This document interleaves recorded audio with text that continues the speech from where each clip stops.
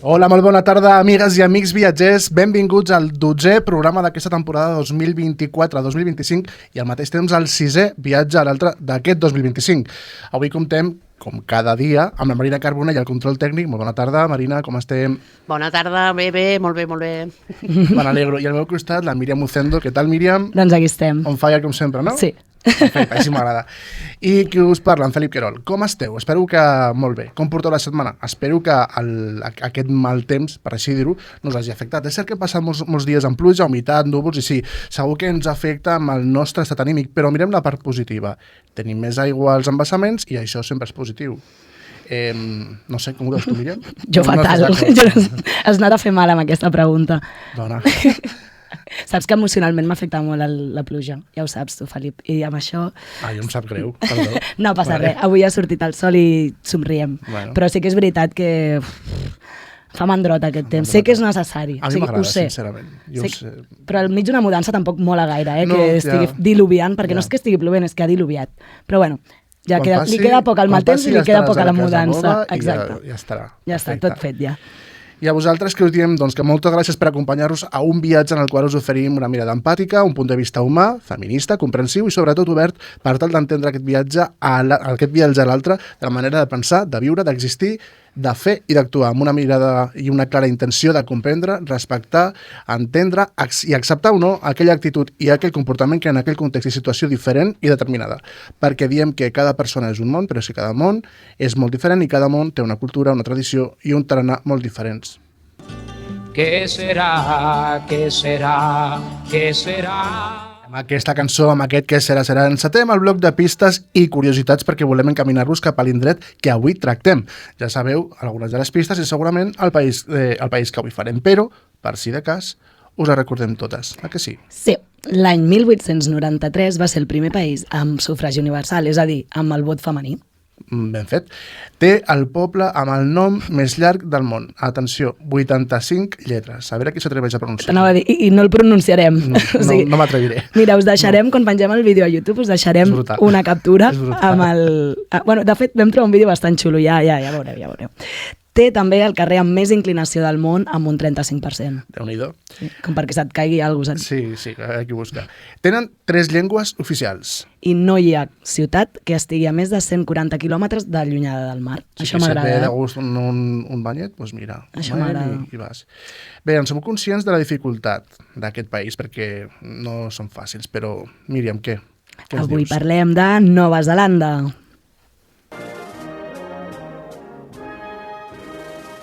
Escoltem l'himne de Nova Zelanda i Nova Zelanda significa nova terra del mar en referència a la província neerlandesa que és coneguda en maori com Aotearoa, la terra del llarg núvol blanc. Aquest estat insular es troba a uns 2.000 quilòmetres al sud-est d'Austràlia i està format per un conjunt de 9 illes situades al Pacífic Sud amb una extensió lleugerament superior a la del Regne Unit. Les dues illes principals, l'illa del nord i l'illa del sud, no s'han comunicat molt en aquí tampoc, concentren la major part del territori de la població, separades per només 32 quilòmetres de mar. L'illa sud és la llar dels impressionants Alps neozelandesos, així com dels volcans, alguns encara actius, o sigui, compte. Glaceres, llacs formats per antigues erupcions, aigües termals, fiords espectaculars i boscos molt extensos. A més, el país compta amb costes de corall, rius imponents i una biodiversitat única. Bueno, de fet, diuen que els Pokémon es van inspirar en els animals de Nova Zelanda i d'Austràlia. Això no està al guió, però m'ha vingut al cap, ho sento. Aquest llarg aïllament geogràfic ha permès el desenvolupament d'una fauna exclusiva dominada per les aus, moltes de les quals es van extingir amb l'arribada dels humans i la introducció d'animals de forans. Clar. Políticament, Nova Zelanda és una monarquia parlamentària que reconeix Carles III com a cap d'estat representat per un governador general, mentre que el poder executiu recau en el govern encapçalat pel primer ministre. La seva capital és Wellington, situada a l'illa nord. Pel que fa a la població, la major part dels neozelandesos són d'ascendència europea, mentre que els maoris constitueixen la minoria més nombrosa. També hi ha importants comunitats asiàtiques i polinèsies, especialment a les zones urbanes. Tot i que el país té 3 idiomes oficials, l'anglès és, amb diferència, el més utilitzat. Nova Zelanda es destaca a nivell internacional per la seva qualitat de vida, l'absència de corrupció i un sistema educatiu de primer nivell. El seu índex de desenvolupament humà la situava en el 13è lloc mundial l'any 2016 i el seu elevat índex de democràcia la posiciona entre les nacions més lliures i amb més respecte pels drets civils. És un país fascinant, ric en natura, història i cultura que continua captivant el món amb la seva bellesa incomparable i el seu esperit innovador. Pel que fa a la població, té 5.244.000 persones, 5.244.000 persones i una densitat de població de 20 habitants per quilòmetre quadrat. Ja m'agradaria, eh? Sí, I una esperança de vida, tampoc és gens malament, d'uns 83 anys. Not so happy you could die. Ens quedaríem cantant aquesta cançó, però és que tenim ja a l'altre costat del fil telefònic els nostres primers convidats i gràcies a ells doncs, podem fer aquesta entrevista tan meravellosa. Són les 8 i 7 de la tarda i és la millor hora per començar amb el bloc d'entrevistes. Ho fem amb l'Esteve Maso i la Fina. Molt bona tarda, com estem? Bé, bona tarda. Bé, molt bé. Bé, la Fina en aquests moments no hi pot ser-hi. No passa res. Esperem que no sigui res dolent i que sigui per una causa millor. No, això mateix. Parles com a representant de la parella Exactament. avui. Exacte, sí, molt bé. De tota manera, Esteve, moltes gràcies per atendre'ns en directe, de veritat. D'acord, sí. Ens agradaria saber quina relació tens o teniu amb Nova Zelanda. Bé, a veure, nosaltres en un primer moment hi ha una pregunta que no hem pogut trobar mai la resposta, que és perquè d'alguna manera Nova Zelanda va ser el nostre objectiu en el moment en què ens vam casar i vam decidir doncs, fer el nostre viatge de nuvis cap a Nova Zelanda. Clar, sempre ens ho han preguntat, o sigui, i encara, i sobretot la meva dona encara em pregunta, i per què vas? Perquè en principi sembla ser que vaig ser jo que vaig decidir anar a Nova Zelanda. I la resposta no existeix, no ho sé.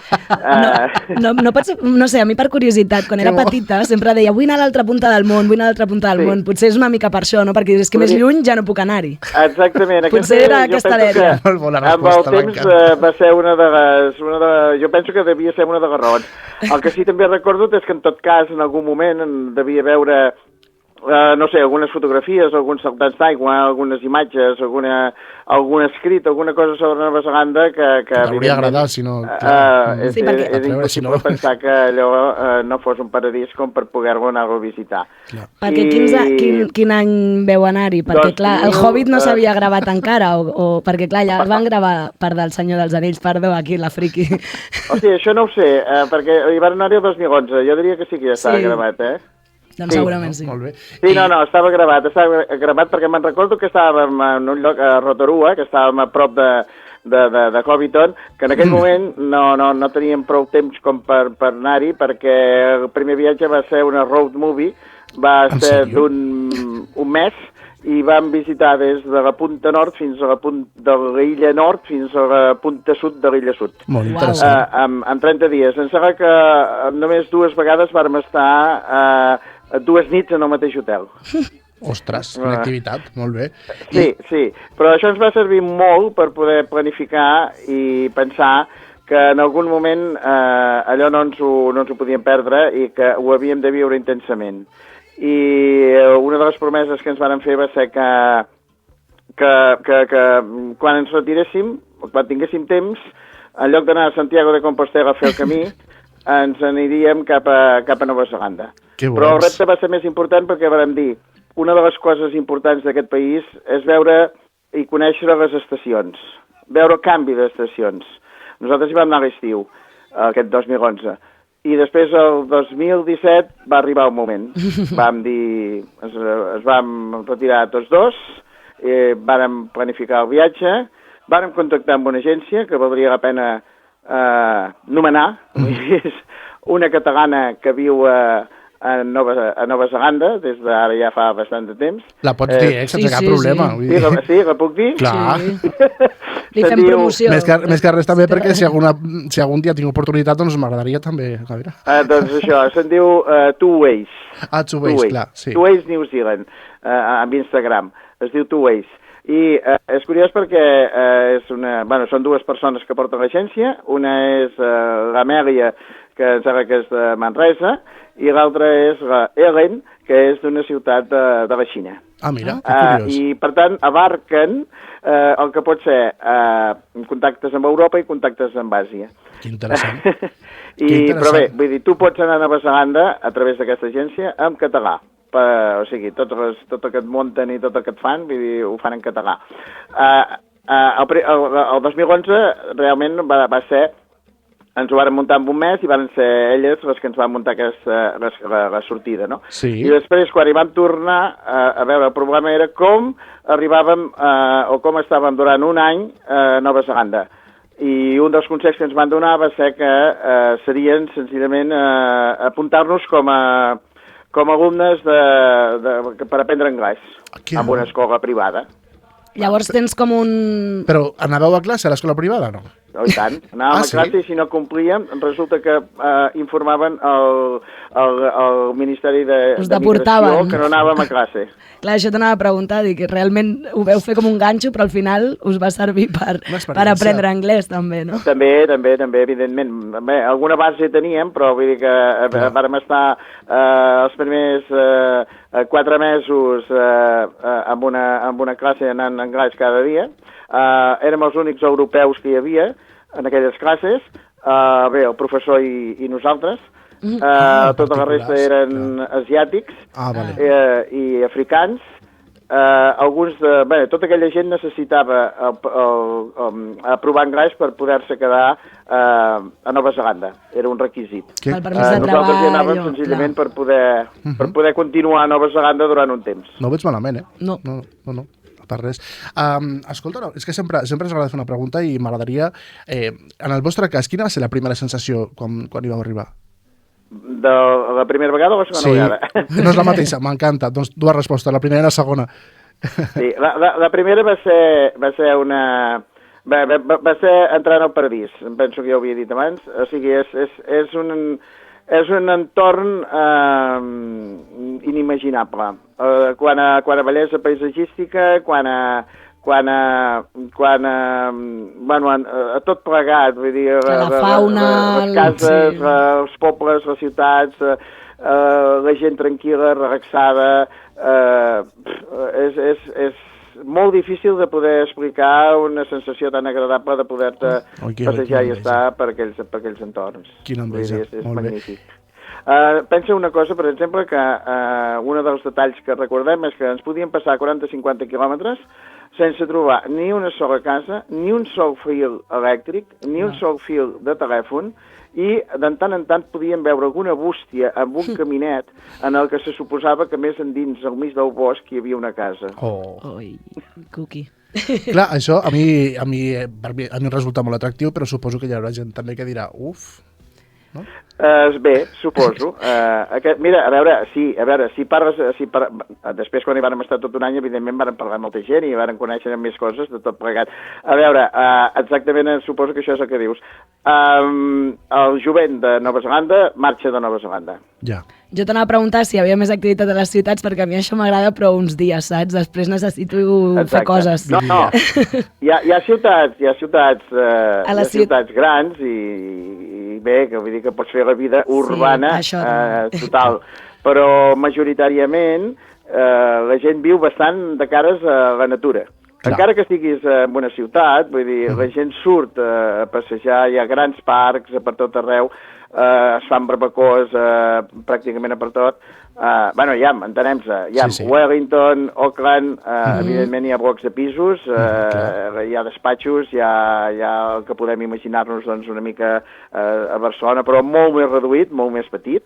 Vull dir, no és una cosa angoixant, com jo penso que pot ser doncs, Barcelona. Sí. I la gent això, o sigui, viu al mig de la natura. Vull dir, la gent els trobes a la natura, per tot arreu, sempre. Que bé.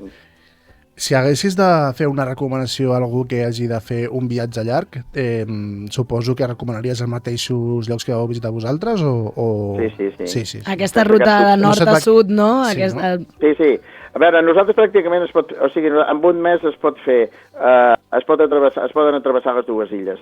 Evidentment, t'has de saltar moltes moltes coses que quan ho vàrem estar i després l'any 2017 hi vàrem poder-hi estar vàrem estar 4 mesos en un barri d'Auckland, que se'n deia Takapuna, però que els altres 7 mesos vàrem estar voltant per les illes i després sí que tens molt de temps per poder-t'hi dedicar, en el sentit que tu arribes en un lloc, en un poble, un lloc que tu vols visitar i tu dius, bé, a veure, d'entrada potser... Una de les coses que vàrem decidir va ser que no estaríem menys de 3 nits en el lloc on nosaltres paràvem. Clar, per fer el canvi, per canviar una mica de la primera vegada, no? De poder gaudir una miqueta i pair una mica el que estàveu fent. I mai faríem més de 300 quilòmetres seguits. Ah, molt bé. Molt bé. Està bé posar-se límits, si no vas allà divagant, dissociant i apareixes a Austràlia de cop, saps? Això, sí, per exemple, no? Sí. I per tant, esclar, això ens donava un marge de poder conviure, de poder xerrar i de poder... Clar. Bé, de totes maneres, tenint en compte que allà on vàrem agafar més informació i vàrem conèixer més el país va ser els 4 mesos que vàrem viure amb una família. Clar. Perquè això no ho he dit, però quan tu vas allà com a alumne... a veure, a les escoles aquestes privades et busquen una família per poder viure. I per tant, nosaltres vàrem viure durant 4 mesos amb una família. Llavors la immersió lingüística i cultural va ser total. I llavors, clar, entenc que tampoc havíeu de pagar res de manutenció, ni de lloguer, ni res d'això. No, clar, en els 4 primers mesos, vull dir, tot això estava d'alguna manera ja pagat o subvencionat, que ja estava, no? I ens van fer tan amics amb la família que evidentment, quan ja havíem acabat el contracte de l'escola, encara ens hi vàrem quedar un mes més amb ells. Vull dir, i després, quan vam tornar dels 7 mesos de viatge, ens hi vàrem estar una setmana més. Molt bé. Bé, i continuem estant en contacte. Que bé. Hem fet uns amics a Nova Zelanda. Que maco. I una pregunta, aquesta família eren d'origen maorí o eren d'origen europeu? No, eren europeus. Vale. Sí. I, bueno, la senyora ja havia nascut a Nova Zelanda i el senyor havia nascut en un vaixell anant d'Anglaterra a Nova Zelanda. Pel camí li va pillar la mare. Sí, exacte. Ostres, sí. Déu-n'hi-do. Home, originales. Sí. Eren molt amables, molt... Bé, però també eren neozelandesos, vull dir, són, evidentment, tenen la seva manera de ser, cada país té una mica aquella cosa que marca, no? I eren de dretes, això s'ha de reconèixer, però eren molt independents entre ells, també, vull dir, cadascú feia una mica la seva vida, i a la vegada, doncs, a veure, penseu que la seva feina, vull dir que jo també va ser una de les coses que em va impressionar bastant, ell era un esmolet. Un què, perdó? Un esmolet. Esmolet? Sí, aquells senyors que van pels carrers... Que es molen els ganivets? Els ganivets. Sí. El afilador! Bueno, sí. Ja molt bé, en català esmolet. Esmolar. Exacte. Sí, i ella era una senyora que treballava d'administrativa amb un dentista. Ah, mira. Tenien una casa meravellosa, fantàstica.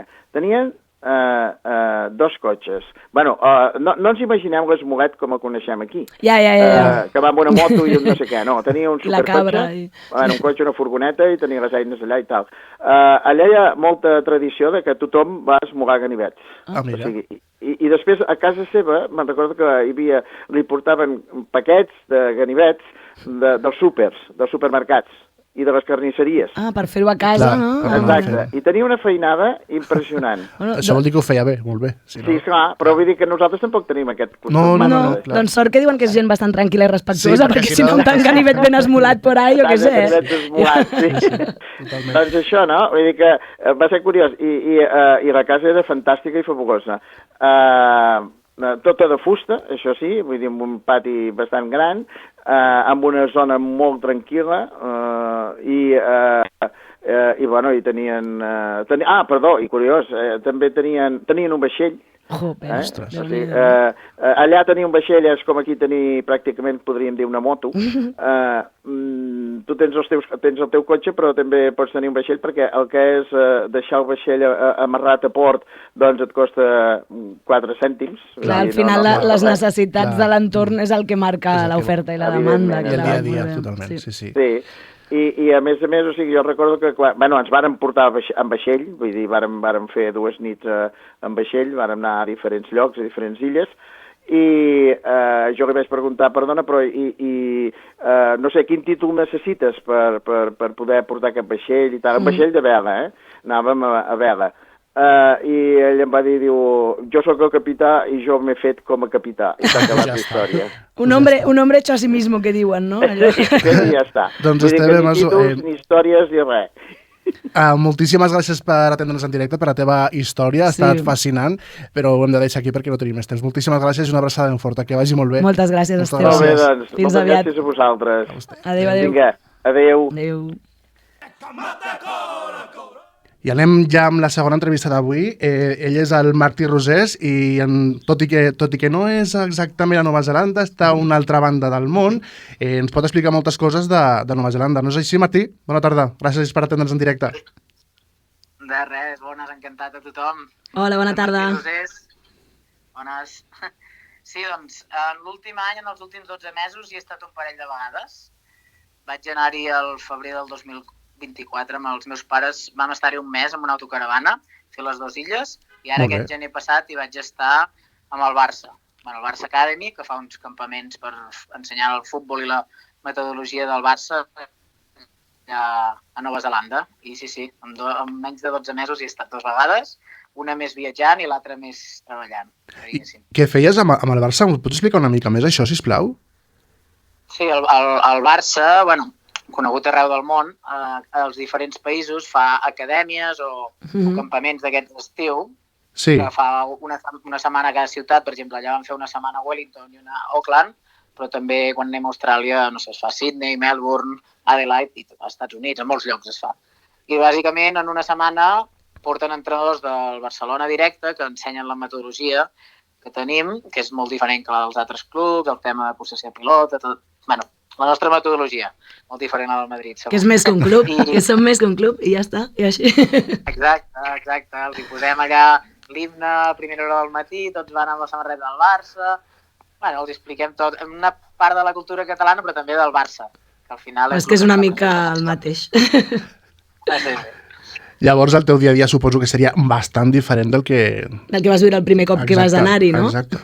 Clar, va ser diferent, però alhora, el tractar amb nens allà, locals i amb pares, també coneixes més part de la cultura, que la primera vegada hi vaig estar un mes amb els meus pares amb autocaravana, que al final parlàvem català tot el dia, jo era l'únic que parlava anglès quan necessitàvem alguna cosa, no vam conèixer tant la gent d'allà. Vam conèixer molt el país, i la cultura i llocs, paisatges, però no tant la gent. I aquesta altra vegada va anar millor per conèixer més la gent.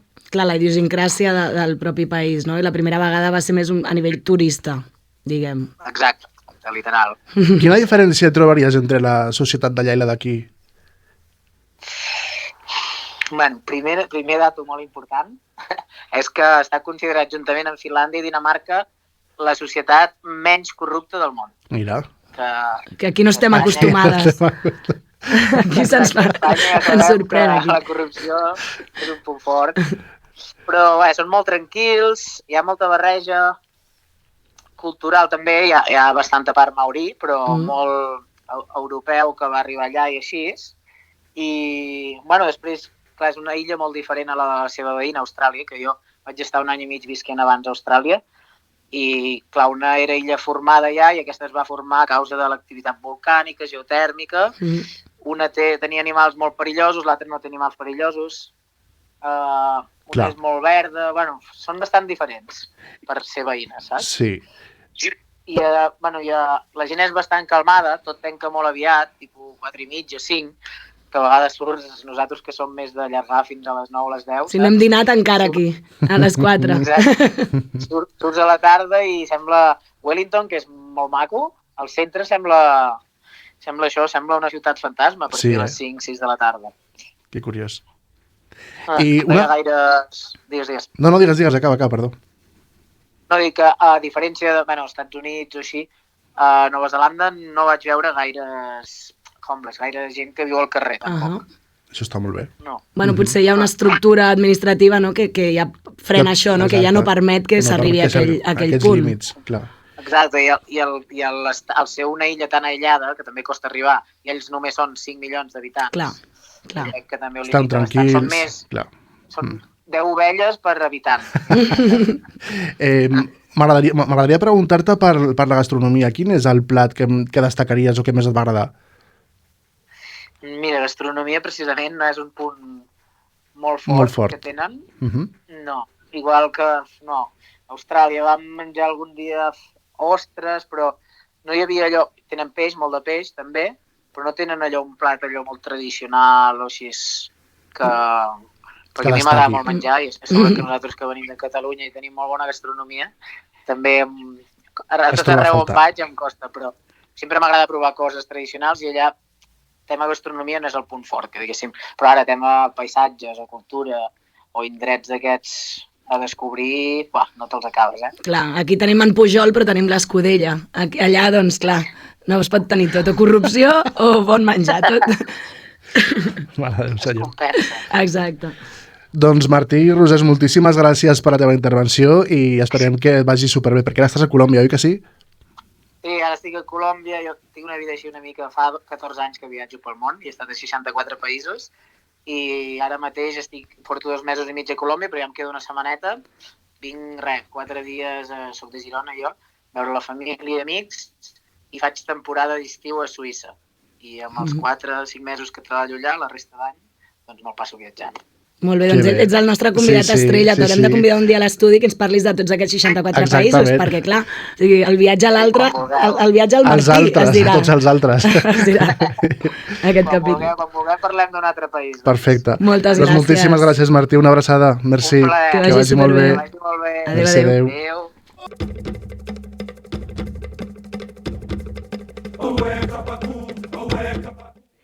Doncs després d'aquesta fantàstica vida de girar el món que té el Martí, anem a la biografia d'avui, al personatge del dia.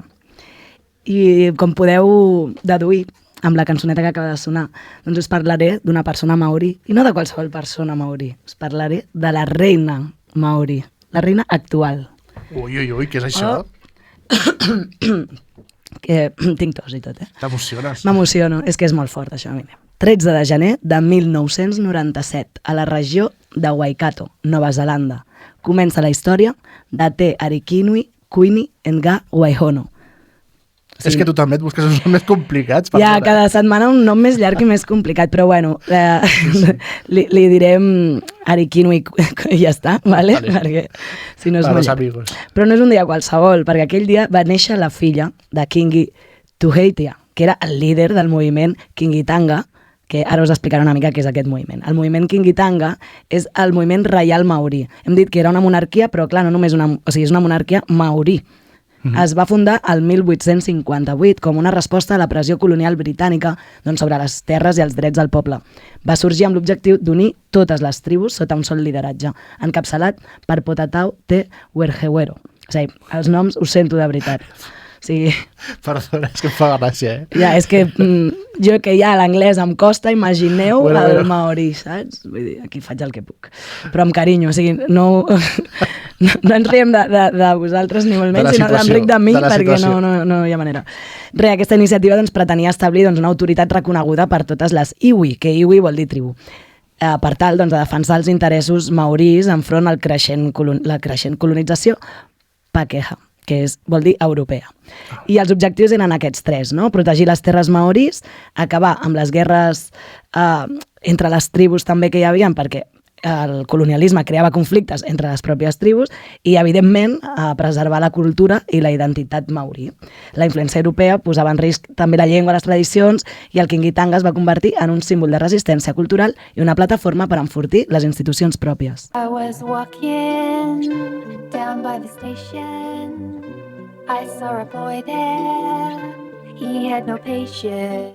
Tot i que els desafiaments històrics, el Kingitanga continua actualment sent una part fonamental de la identitat maorí, representant la lluita per la sobirania a la terra i els drets del poble indígena. Com podeu veure, doncs això no és poca cosa ja.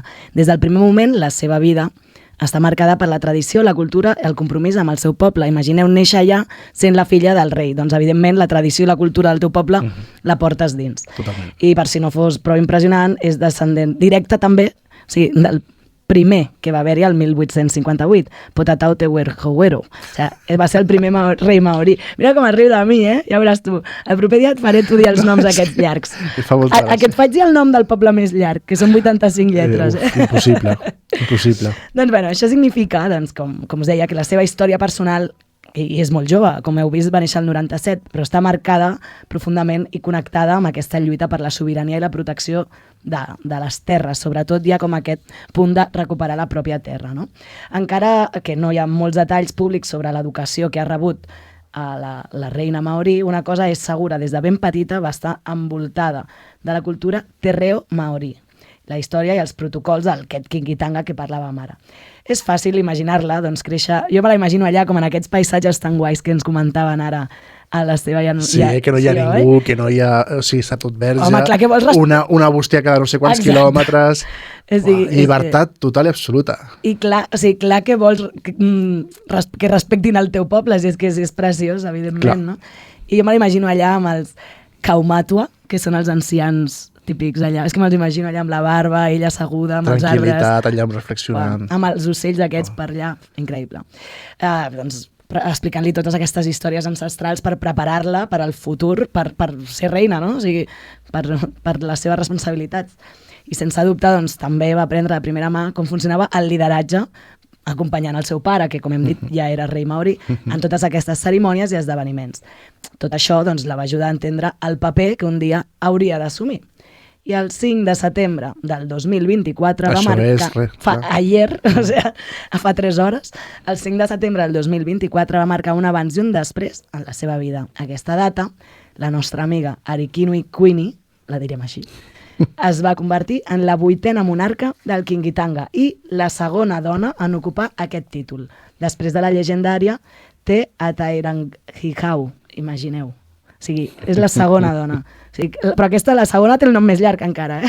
Aquest moment doncs, no arriba per casualitat. És una decisió que reflecteix la confiança del seu poble, o sigui, del seu poble cap a ella, i també la seva capacitat per liderar aquest procés del Kingitanga en ple segle XXI, que podeu imaginar que si acostava el 1858 sense totes les innovacions i tota la globalització, el transport ràpid, etc que tenim avui en dia, doncs ha de ser molt complex liderar aquest Kingitanga i adaptar-lo als nous temps, però sense perdre l'essència.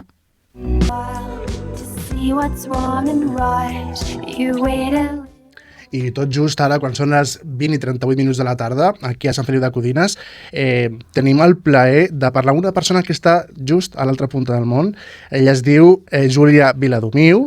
Molt bona tarda, moltes gràcies per atendre'ns en directe. És una cosa superespecial perquè aquí encara és dimarts 25 de març, mentre que tu ja estàs vivint el dimecres 26 de març, a les 8 del matí, 8 i 39 minuts del matí, no és així? Exacte, estic al futur. Digue'ns el número de l'Eurovision o algo, sisplau. No tengo esta informació. Però fa bon dia. Fa bon dia. A veure si us deixa de ploure, que tinc entès que us està plovent molt. Sí. A veure, l'aigua és bona, però sí, arriba un moment que dius, ja estarà bé, però bé, sí. Res, sobretot, Júlia, moltíssimes gràcies per atendre'ns en directe, de veritat. Gràcies a vosaltres. No, a tu. I ens agradaria saber quina relació... O sigui, ja sabem que estàs vivint allà, però com vas arribar? Exacte. Pues, la veritat és que casualitats de la vida, la veritat. La meva parella és de Barcelona també i sempre havia volgut viatjar cap aquí i jo no sabia ni on estava a Nova Zelanda en aquell moment, la veritat. Vaig haver de buscar el mapa. Que bona. I res, vam venir de vacances, un parell de mesos perquè jo era mestra i tenia el temps i vam viatjar i la veritat és que ens vam enamorar tots dos tant que vam dir no, aquest és el lloc i jo mai no m'havia plantejat marxar de casa, la veritat, jo volia viure a Molins de Rei amb els meus pares tota la vida. Que fort, o sigui, tu ets de Molins de Rei, molt bé. Sí. I què és el que vas... O sigui, el detonant, no? El detonant que va ser, uau, ens quedem, o sigui, no hi ha més a parlar. Sí, la veritat és que és preciós, potser és molt clàssic, però la veritat és que ens va agradar molt la gent que vam conèixer, les interaccions que vam tenir, l'estil de vida que vam poder una mica tantejar en aquells 2 mesos de la gent que vivia aquí i com la gent vivia la vida d'alguna forma. La gent el no estar estressats, el no pensar en política tota l'estona, no hi havia tota aquella negativitat que fa 12 anys, bueno, i no sé, ara mateix... També, més, ara. Ara és pitjor encara. Clar, sí, pel que tinc entès, no? Però la veritat és que òbviament, estàvem molt ficats dins d'això, no? I es parlava tota l'estona d'això, el negativisme i aquesta toxicitat era una miqueta el que ens portava el dia a dia i no ens n'adonàvem. I un cop vam venir cap aquí, d'alguna forma, jo crec que vam respirar, perquè la distància ens va donar una mica de perspectiva i una miqueta de desarrelament, potser, que té les seves parts bones i les seves dolentes, no? Molt bé, quines són les parts dolentes? Explica't. Perquè les bones les imaginem, però les dolentes... A veure. Bueno, la distància, o sigui, jo, com tothom, no? Vull dir, la meva família, els amics, la família del meu marit, és dur estar lluny, sobretot també hem tingut criatures aquí, no hem tingut el recolzament de la família, ens hem perdut bodes, ens hem perdut batejos, ens estem perdent funerals també, vull dir, ens estem perdent coses que són importants i no podem estar allà, no podem acompanyar, per lo bo i per lo dolent, i això sempre és dur. Clar. Clar, però això estàs parlant perquè, o sigui, per la distància, perquè la teva família és aquí, entenc, clar, però si parlem de les condicions de vida que hi ha allà, tu pensa que tinguessis la família allà. No veuries cap negativitat. Quin punt negatiu hi trobaries? Aquesta és la pregunta que volia fer. La veritat és que estem molt bé aquí, vull dir, òbviament hi ha parts culturals que són diferents, però són diferents, senzillament les acceptes i ja està, i ja està, la veritat, òbviament, el que passa és que, clar, un cop el que deia una miqueta abans, no? Allà som catalans, estem molt ficats en, vull dir, tot ho sents molt atributiu, tot és tocat molt al cor, un cop arribes aquí res no et toca al cor. Si la política, òbviament no estan fent les tries que tu faries, d'alguna manera sí, és casa teva, però ja no m'afecta tant, saps? D'alguna forma és com que aquesta distància... No hi ha el vincle emocional, clar, exacte. És molt beneficiós en aquest aspecte, no? Vull dir, crec que llavors coses negatives, sí, a nivell cultural potser tota aquesta no em surt de les paraules en català ara, apropament físic que tenim allà, les abraçades, els petons, el poder parlar de coses que realment són de dins, sense haver d'estar com es diu això en català? Converses d'aquestes superficials. Sí. Trivials, no? O sigui, la necessitat, per exemple, de deixar un... 5 minuts... A Catalunya crec que en 5 minuts i una cervesa ja estàs tocant temes fonamentals, no?, de l'existència humana, i aquí per arribar a aquest punt necessites 3 barbacoes i unes quantes cerveses més. És molt freqüent això de les barbacoes, perquè... Ens ho han comentat. Sí, ens han comentat i veig que es repeteix i és molt freqüent això? Sí, és la manera de socialitzar. Les barbacoes són els punts de... Sí, els caps de setmana són barbacoes. Si vols socialitzar, has de muntar una barbacoa o has d'anar a la barbacoa d'algú. Sí. Clar, però per exemple anar a un restaurant no se sol fer tant, o sí? No. En família sí, per socialitzar no. Aquí el socialitzar no és de sobretaula, és un socialitzar de cerveseta. Vale, està bé això. Està bé saber-ho. I pel que fa, per exemple, m'agradaria saber una mica, perquè has dit que ets mestre, no? M'agradaria saber també, pel que fa a l'educació, com la veus, l'educació ahir? Vaya pregunta. Et dediques a l'educació també, allà? Sí, estic de professora d'espanyol a l'escola local, que és una escola petitona, cada cop és més gran, però la veritat és que nosaltres tenim 2 fills aquí, tenim un nen de 7 anys i una nena de 9 anys, i crec que l'escolaritat aquí els hi permet ser nens, d'alguna forma. Per començar, que els horaris són molt menys extensius, són de 9 a 3 de la tarda i a les 3 ja estan fora.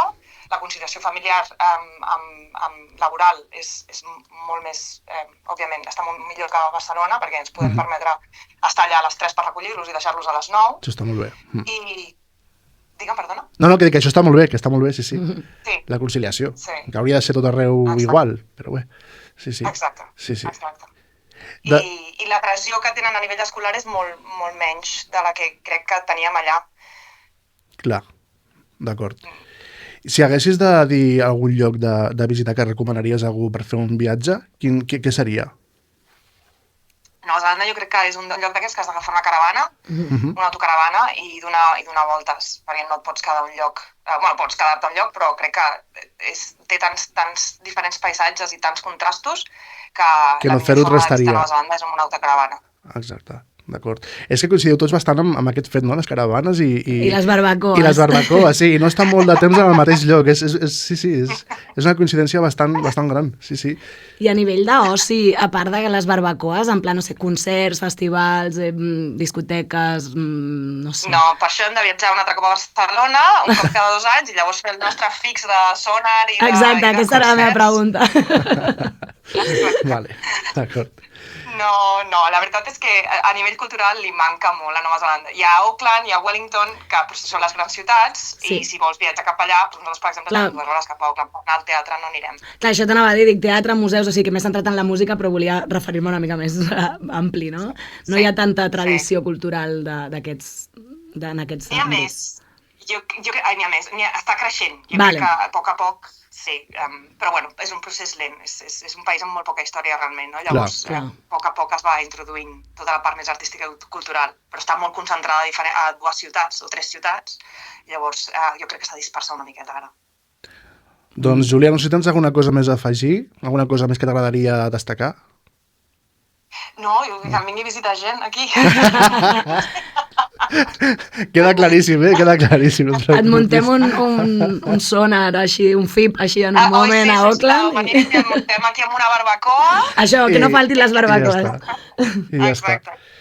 Doncs Júlia Vilar... Moltíssimes gràcies per tenir-me. No, gràcies a tu per connectar en directe, que és supercomplicat i amb tota la logística i tot entenem que és difícil, però moltíssimes gràcies, de veritat. Moltes gràcies, de veritat. La trucada del futur.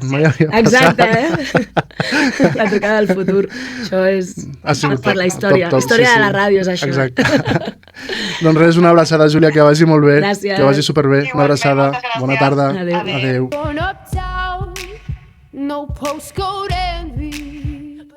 Doncs, després d'aquesta entrevista tan xula amb la Júlia, la veritat és que m'han fet entrar ganes d'anar-hi allà i organitzar alguna cosa, també et dic. Hem de fer-ho, a la tarda anem. Vinga, en 30 dies, no? 30 dies ens han dit l'Esteve que teníem prou. Una caravana 30 dies. Hem d'aconseguir 30 dies i la caravana. I ja que anem, doncs hem de conèixer a la reina maorí. Seguim amb la seva història, que ja hem dit que ara el 2024, al setembre, va ser coronada i amb el seu ascens, diguem, rep 2 títols. No un, 2. Per això té un nom tan llarg, perquè tot el seu nom no és només el seu nom, sinó són els títols. Això és com Juego de Tronos, saps? Reina de dragones, madre de... tot, saps? O sigui, hermano de tal, de qual... T'ho diuen tot, doncs aquí és una mica igual. Doncs llavors va obtenir 2 títols. El primer que us deia abans, que es diu Te Arikinui, que significa cap suprem, o gran cap. O sigui, deixa clar que és la màxima. No hi ha ningú per sobre. La ama, la reina, saps? Llavors, ara ve el nom de reina, que és Queenie, que és l'adaptació maori de reina. O sigui, és com Daenerys, però en maori. I si et fixes també té un semblant amb Queen, de l'anglès, no? Oh, yes. Clar, no sé. Sí, Queenie. Sí, és com una reinita, ¿no? Queenie, sí, ¿no? És com la reinita. M'encanta Queenie. Me lo voy a apuntar, esto. Aquesta paraula, a partir d'avui, estarà dins del meu vocabulari. Si alguna amiga meva m'està escoltant, a partir d'ara us diré Queenies. Haurem de fer un diccionari del viatge a l'altre, sí, I vol dir reina, subratlla sobretot aquesta posició dins de la monarquia, que no se'ns oblidi que els maoris es regeixen per una monarquia. I encara hi ha més, perquè el seu nom de naixement és Nga Waihono Itepo, i té un significat profund. Ara ho he dit millor, ja li vaig agafant el rotllo. Podria traduir-se com la connexió de les aigües en la nit. O sigui, em sembla preciós, això. A veure, com? La connexió de les aigües amb la nit? En la nit, durant la nit. O sigui, quan és de nit. Llavors evoca aquesta espiritualitat, els ancestres, i també com aquesta unitat del poble maorí, no? Que és una de les coses que volia aconseguir el Kingitanga amb la unió de les tribus dels Inuit. Sí. La veritat és que és molt xuli el significat. En la seva cultura els noms són molt més que un nom, que una paraula. Porten molta història i també una missió i un propòsit. I jo crec que és un nom bastant xulo per una reina. Ser reina del Kingitanga no és només aquest títol, com dèiem, encara que no hi ha un poder polític real dins del govern de Nova Zelanda, que això és una cosa que no estaria malament canviar, si des d'aquí algú m'escolta i entén el català i és política a Nova Zelanda, li dic que, si us plau, que aquesta senyora reina també té dret a estar al Congrés o el que tingueu allà, que no sé si és Congrés, Parlament o el que tingueu. Vigileu, perquè si no feu cas, la Míriam és capaç d'anar i muntar un pollo, O un rototom, un FIP, o un sonar, o algo. No, però és veritat, home, penso que si és gran part de la cultura de les persones que viuen són maoris, doncs també ha d'haver-hi una representant dins dels líders, no?, d'aquest país. I la seva tasca principal és mantenir la unitat, com dèiem abans, de les terres, la cultura i els drets del seu poble. També és important destacar el seu paper com a dona líder en una institució tradicionalment dominada per homes. Amb el seu lideratge podria obrir noves portes a la participació femenina dins del moviment del Quingitanga, que seria important també, més que res, perquè som la meitat de la població. El seu regnat tot just comença. El món estarà pendent de com afronta els reptes del futur.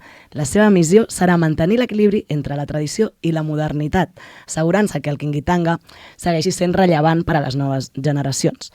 Com serà recordada? Doncs això dependrà de la seva capacitat per unir el seu poble, defensar la seva cultura i deixar un llegat de força, resistència i esperança per a les futures generacions. La nostra amiga Terkiwini Nga Waihono i Tepo no és només una monarca, és la figura clau per al futur del poble maorí. Amb una herència poderosa, una visió per endavant, el seu camí només acaba de començar. I nosaltres des d'aquí doncs, estarem ben atentes a aquesta gran líder.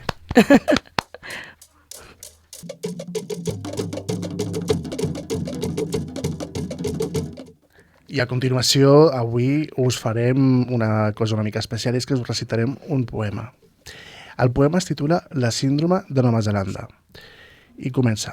Fou així que la ràbia i l'odi fonia la terra i arribava fins al nucli i el traspassava.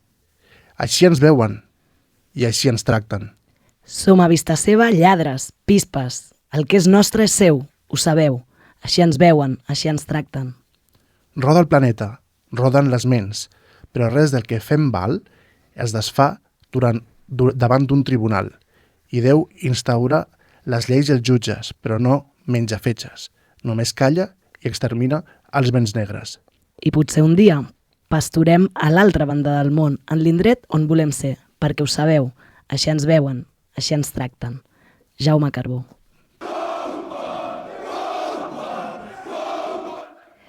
Ai, doncs això ja s'acaba. Ja s'acaba. Ja s'acaba avui. Ens queden 3 minutets. I a vegades us vull parlar de la música, però no ens dona temps, perquè és que les entrevistes són tan interessants que estaríem aquí fins a les 10 de la nit, però no pot ser. Llavors avui us parlaré, però res, superpoquet. Com heu vist, he fet una barreja avui de músiques més actuals per nosaltres, però no és que siguin actuals, és que les altres també ho són, simplement que són tradicionals, són maoris, són les hakas que normalment coneixem a partir d'aquests partits de rugby, no? Però és l'únic que coneixem. Però és realment un ball tradicional maorí, o sigui, s'ha de fer des del respecte i sense apropiacions culturals, estaria estupendo. Demanes molt, Míriam. Jo t'entenc, però no sé si estarà en cas. Però també haureu... S'ha d'intentar. Sí, jo des d'aquí envio el missatge. Si algú l'agafa, doncs mira, això que s'emporta. Però també hem portat cançons que segurament us hauran sonat, com la de Somebody That Used to Know. M'encanta. Que t'agrada molt. Sí. Que és de Kimbra, que Kimbra és una artista neozelandesa. Llavors, també us volia portar, a vegades, com us deia, només escoltem coses més tradicionals, però avui volia també, és que em va costar trobar artistes de Nova Zelanda, com deia, i ara per això li he fet aquesta pregunta a la Júlia, perquè què tal allà la música? Perquè m'ha costat una miqueta, a part de música tradicional, algú més que hagi creuat cap aquí, cap a Europa, i que nosaltres... És difícil, clar, sí, és difícil. Coneguem. Llavors vaig trobar aquesta, una noia que es diu Princess Chelsea, que em va agradar bastant. Sí. Oi? És més coneguda. Doncs es veu que també o és d'allà o és d'origen, o no sé si els pares, però bueno, vaig trobar relació. I Lorde, que és una cançó molt guai que es diu Royals, que l'hem escoltat abans de la segona entrevista, no, després de la segona entrevista, que la veritat és que també són molt xules, així per trencar una miqueta a la música tradicional i portar-vos algunes cançons que poguéssiu conèixer. Sí. I res, avui us he pogut explicar què portava, que em quedo més tranquil. Aquesta espineta la traiem. Sí, ja està. I res, ja arribem, ara sí que arribem al final. Ara sí que arribem al final, sí. I bé, com toca, us parlarem de les pistes per al proper dia. Les dius tu? Mira, comences tu? La primera, només diré Felip II, i ja està, no diré res més. Perquè no vull dir res més, perquè Felip II em sona rei i jo ja no dic res més. Sonen altres Felips i ja... Segur? Que tenen més números i ja no m'agrada. Vale. Bueno. Doncs anem a la segona pista, és cullera i forquilla, però no ganivet. A molts restaurants el ganivet No és com aquí a Nova Zelanda. En cas que necessitis, l'has de demanar, no és com a Nova Zelanda. Que tenen ganivets per tot arreu. Exacte, que fan l'esmolador. Sí. I per demanar la compta, en comptes de fer la signatura aquesta que fem a l'aire, doncs ells dibuixen un rectangle a l'aire. I així ho fan, es marquen com un enquadrat. Com si estiguessin fent allò un director de cinema, enquadrament, una cosa així. Una altra de les pistes és que tenen 2 banderes oficials. I el tagalog i l'anglès són les llengües oficials, però se'n parlen més de 170. Déu-n'hi-do. Déu-n'hi-do, també. Clar, per això fan el símbol aquest de... Per si no s'entenen. De la compta, perquè paguis. Sí, del rectangle. I, finalment, el balut. El plat més típic és ou d'ànec, ja fertilitzat, cuit i amanit amb sal i vinagre. També cal dir que no és apte per tothom. Jo no sé, a veure, potser el provaria per provar-ho. Bé, doncs moltes gràcies per acompanyar-nos i fins al proper programa. Que vagi molt bé. Una abraçada. Moltes gràcies per escoltar-nos. Adéu, adéu.